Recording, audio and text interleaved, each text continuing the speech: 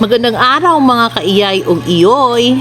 Ngayong araw, samahan niyo ako sa aking mini vlog dito sa munting uma namin, ang buhay ng probinsya.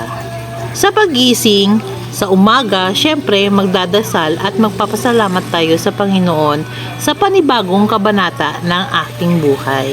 Huminat-inat para magising ang aking katawang lupa at diretsyo sa kusina para magmumug at maghilamos bago umpisahan ang gawain. Magpainit ng tubig, magsaing. Ako guys 3 beses ko yan siyang hinuhugasan yung bigas para malinis na malinis ang aking sinaing. At the same time guys, ito ay sinusukat ko pa ang tubig. Kung gaano kalalim ang bigas, ganun din ka tansya ang aking tubig. So ayan, nagsaing na tayo. At the same time, painit ko na rin ang natirang ulam kagabi para yun na lang ang umagahan namin. Then while waiting, ayan, magtimpla na ako ng aking kape. 3 baso yan siya. Para kay Maxine, kay Papa, at sa akin. Coffee with milk yan siya guys, para malinamnam talaga pag ininom mo. Walis-walis at galaw-galaw ng katawan para pabalas man tag ginagmay. Habang si Kagawad, syempre kapakaon na sa iyang mga kahayupan.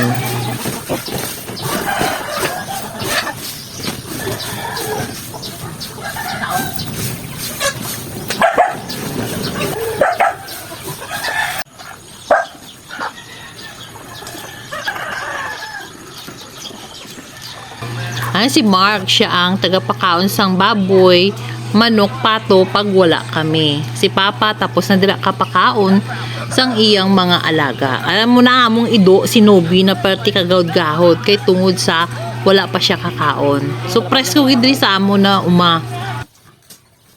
Dan si Papa. Ano mo da pa? Anal? Habang ang baboy ay nakatingin. Ayan.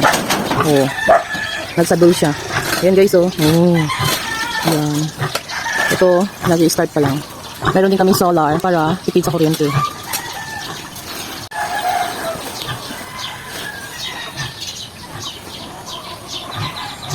Kapoy gid pa?